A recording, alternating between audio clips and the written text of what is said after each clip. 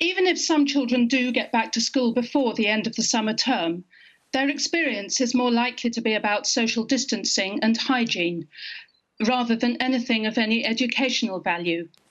What can the panel suggest for a whole generation of school children who are now missing nearly half an academic year and face months of distrust about social distancing and social contact and the face of further disruption?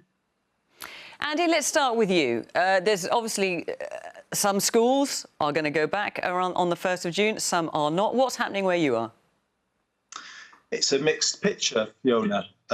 As you say, some are going back. Some have said they'd rather take their time to get the right arrangements in place. I mean, I agree. We want to get the kids back in school if we can, as quickly as possible. But it's got to be done as safely as possible. And the key thing is here, schools haven't closed. It's as if they've not been doing anything over recent weeks. Of course, they've been looking after children of key workers. And I think teachers are feeling a bit stressed from the teacher bashing they've seen this week. So I think we need to sort of de-escalate this row a little bit. The problem is the government dropped a date on people of the 1st of June without any real consultation. And I think the way to resolve this is to say to head teachers in consultation with councils, try and get back by the 1st of June, but as soon as you feel is safely possible. And that feels to me to be the right resolution from where we are today. Camilla?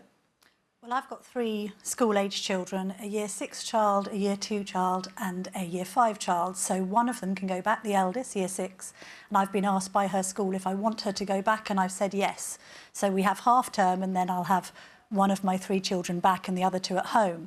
That consequently means that one of us needs to be at home with the children, so work can't go back to normal. If I had been asked if all of the children should go back, I'd have said yes. So you don't have the safety fears that we heard from some teachers and some of the unions. That's not an issue for you? Not really, because first of all, I've been impressed so far with what the schools are coming up with in terms of how they're going to socially distance the children, what measures they're going to take coming in. We've had a massive dossier for the eldest talking about washing hands, having temperature checks at the door and how they're going to be separated in class. But equally, and I know there is some lack of consensus over the evidence that we have so far as to how infectious children are. It's plausible that they aren't as infectious as adults, but it's perhaps not proven. However, there have been a number of studies. There's been studies in Australia, studies in Finland, studies of a child who interacted after coming back from the French Alps and having coronavirus with hundreds of other children and didn't pass it on. The chief scientist of the WHO has said that schools should go back. We've seen schools go back in parts of Europe. I did a story with the BMA this week that cited the spike in northern France, but actually the foreign minister there pointed out that 1.4 million children had gone back. There had been 70 cases, but most of them had been contracted outside of school. But the BMA were initially supporting the unions in saying that schools shouldn't go back. They would, and my newspaper, The Telegraph, ran a piece with them yesterday where they somewhat softened that stance and said that schools should go back on June the 1st if it's safe to do so. So from some of the evidence I've seen, I feel happy with my eldest going back, and if the other 2 were invited to go back, I would say yes. I do have sympathy with teachers, but we have to consider that the infection rate before the lockdown came in would have been higher than it is now. And arguably, teachers could be more at risk going to the supermarket than into classrooms. I think measures should be taken, but I'm satisfied we've got to the point, and I believe that SAGE, that informed government that it was the right time to say a phased return to school from June the 1st. I understand they're going to be releasing more of their evidence tomorrow. We need to see that evidence. So far, it's not been transparent enough, which has led to this confusion.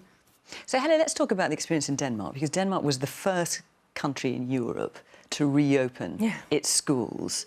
So why was the decision taken then, and how's it worked?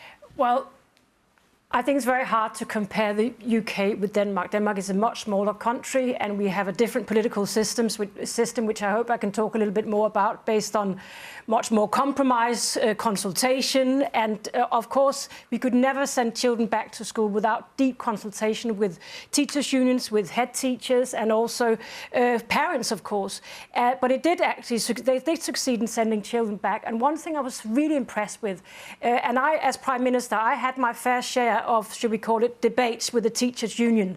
But one thing I was really impressed by was how innovative they suddenly all became. They invented new ways of going to school. They had outdoor schools. Copenhagen teamed up with cultural facilities all over town. So suddenly you saw kids having education in our national stadium. They started out singing the national anthem. After that, they had their class in the VIP lounge.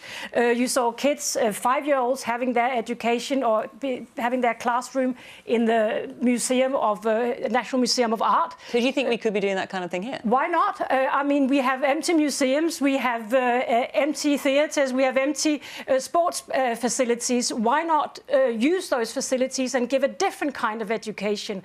And what I am seeing in Danish schools, yesterday I just saw report children who are getting sailing education in the sea. So why not actually use this time to think differently about education and team up? But it can only be done by local authorities. It can't be dictated by the government. And that's another reason why I think the government needs to have much more consultation with the 4 nations of this country, with the local authorities, with cities, to make sure that this can happen in a smooth way. And I would really advise to take the heat out of this, because nothing good comes from this row that has been we've seen over the last week. And James, your mother works in school, doesn't she? She does, yeah. So she's an office manager in a primary school up in North Nottinghamshire. So she's been doing a lot of the things that we're talking about, making these preparations. They're nervous, but they're trying to adapt and be inventive. She's been ordering in the pedal bins for tissues for when kids sneeze. They've been measuring out how the desks might work in different classrooms. But I think it's important to say, obviously, that every local authority is completely different, and every school within every local authority is completely different. There are big classes and there are small classes. There are areas of great resource and areas of great deprivation. And I think it is incumbent on our politicians to empower headmasters and teachers, because they know what's best for their children in their schools. And I don't necessarily see the need for a uniform, standardised, nationwide rollout. I think the dates and the times and the methods need to be decided by the teachers. But I really love what you said, Heather, about the using of cultural institutions to contribute to the positive learning of children. I think, Claire, you mentioned it in your question. We have a whole generation here who are sat at home with these incredibly eager minds and these desires to be learning. And I think that's definitely one thing that the theatre industry in its lockdown has been reasonably good at. Education departments have been continuing to function and to work with teachers to get actors sat at home and musicians sat at home to inspire kids in that way. You know, unfortunately, we're not going to be able to open anytime soon, and I think it's incumbent upon us to try and find as inventive and as exciting a way to keep our kids stimulated as possible. I mean, Chris, it's turned into a bit of a mess, hasn't it, this 1st of June announcement? Because, I mean, you heard Andy saying, no consultation, and Hella was talking about, try and take the heat out of this. You've got a situation now where we're on the 1st of June. At the moment, anyway, it looks like there'll be, 1,000, possibly 2,000 schools that just aren't going to open. So this rollout that the government wanted is not going to be happening. Well, I think there was plenty of advance notice. The measure was announced a few weeks ago in response to scientific advice. Were schools given advance notice? Hella mentioned, well, as Camilla said, there's a load more advice and scientific evidence going to be published tomorrow for all of us to have a look at. On Hella's point about the constituent nations of the United Kingdom, of course, Wales, Scotland and Northern Ireland chart their own course. But as far as England is concerned, we are following the advice we've been given. It is really important, when safe, to get children back into school for exactly the reason that Claire mentioned in her question.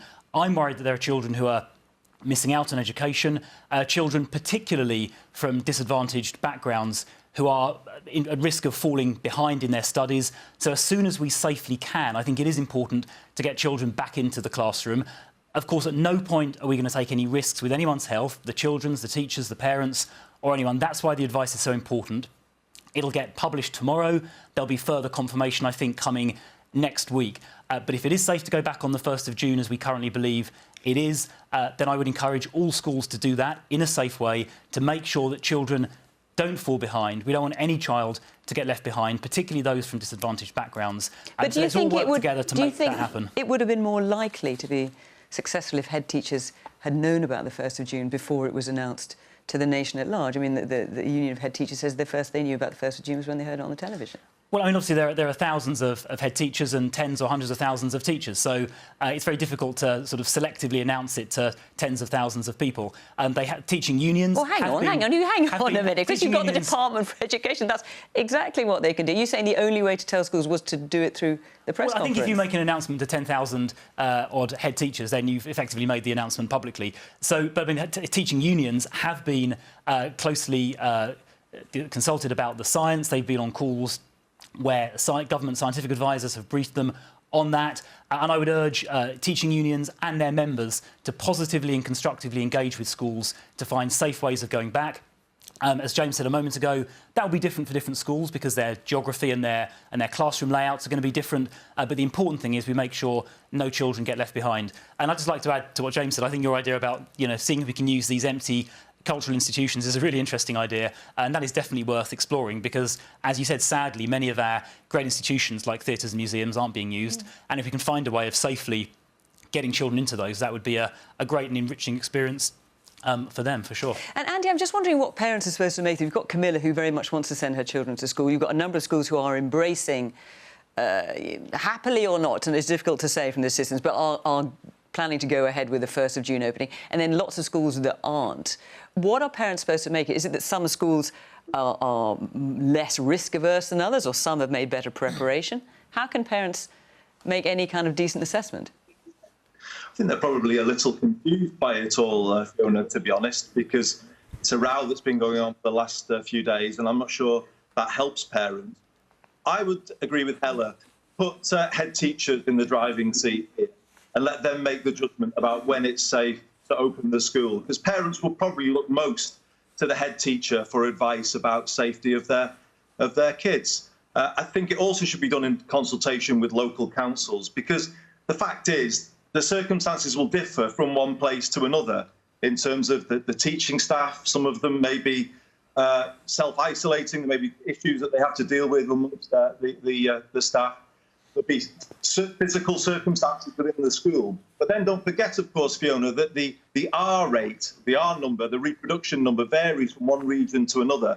And here in the north of England, we've seen a higher R number than in the south. So you can't blame any council for taking a cautious approach. And that's why I say to the government, work in partnership with local councils. Absolutely say to them, let's get schools open on the 1st of June if we can.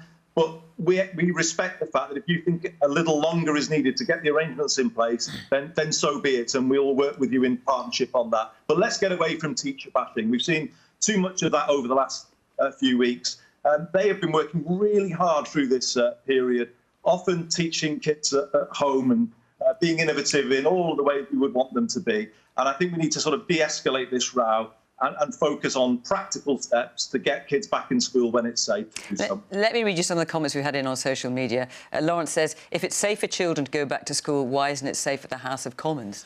Well, we're heading back. Or are children test subjects? No, not at all. We're heading back. There was a vote in Parliament yesterday, and from the 2nd of June onwards, so that's a day later, these arrangements to vote remotely are being ended, and we will be going back in because it is important that our national parliament does its job, scrutinising what the government is doing, properly asking questions. Things like bill committees and delegated legislation committees haven't been sitting, so let's get Parliament working, showing leadership and doing what we're asking everybody else to do, which is go to work if you safely can. Andy, you wanted to come in? Can I just come in, Fiona, and say I think it was a really poor decision taken by MPs this week. We're not asking schools to come fully back. We're asking them to come back on an interim basis. But for Parliament to vote to come back completely, I think sets a really poor example to the country. And let's remember, Westminster was a hotbed for the spread of the virus just a few weeks ago. Sometimes with Parliament, it's a case of do as we say, not as we do. And I just don't think it's acceptable. It doesn't suggest to me that the premier workplace in the country is taking a safety-first approach. Just to correct that, I mean, briefly, Chris, because I need to go back to functioning as we normally do. There will be different arrangements for things like voting, so it won't be business as usual, but MPs will be doing their job. OK. Camilla? Well, Claire was talking, I think, in her question as well about well-being of children and this sense that, yes, it will be different when they go back. They will be socially distancing. I don't quite know how the curriculum might match up to what it might have been if we weren't in this situation. But The bottom line is that children miss their friends and they miss that social interaction. And for children that have been all right at home and are in safe and loving homes, they've been okay, and maybe they can last until September with not too much damage. What's happened here, though, is that the government expected 20% attendance levels at schools throughout lockdown. They hoped that all vulnerable children and a lot of children of key workers would attend. Actually, what happened is less than 2% of children attended. And I'm quite involved with a charity called the National Association for the Children of Alcoholics, and their calls are going exponentially through the roof. I did a show with Esther Ranson the other day, and she was saying Childline had been inundated. So we do have to weigh up the risks here. Yes, there is a risk to children, perhaps, of contracting COVID-19 and spreading it to vulnerable adults, and that's not something we want. But what is the risk to vulnerable children for remaining in homes where they may be facing abuse or other problems which greatly affect their well-being, much, much more, frankly, than being socially distanced in a classroom? I think that's an important point to think about. And what is actually the consequence for children who can't go to school? What we know, we knew that very well when I was CEO of Save the Children, that if children don't go to school, they basically forget everything they learned the full year. Yeah. So we will have children who, practically lose a whole year of education because they simply can't remember what they learned 6 months ago. So I'm a little bit worried that if it lasts too long, we will be taking a little bit of the children's future twice. First, we will take almost a year out of their education, and then we're also handing them a very, very large bill for a lockdown, which has become very, very expensive. So there is these balances to find, but I would just again say find a good balance with also the teachers and take the heat out of it. The only way this can be solved is by being pragmatic. Claire, what do you think of what you've heard? What's your view? Well, I quite like Hella's idea of using venues creatively. I think what I fear is that the value of education will have been taken away from children. And I think this is every child. It's children from reception right up to the sixth formers that have lost out on their A-levels and are actually grieving because of that. But also, I think what I fear is that children, there will be a distrust about social contact. This term maybe, but going into the next academic year. And I think the value and the trust of the way that schools were before they broke up in the middle of March has disappeared. And I feel profoundly sad and worried for those children. I'm a psychologist. I don't work in education, but I can see the psychological damage that potentially is happening to a whole generation of children.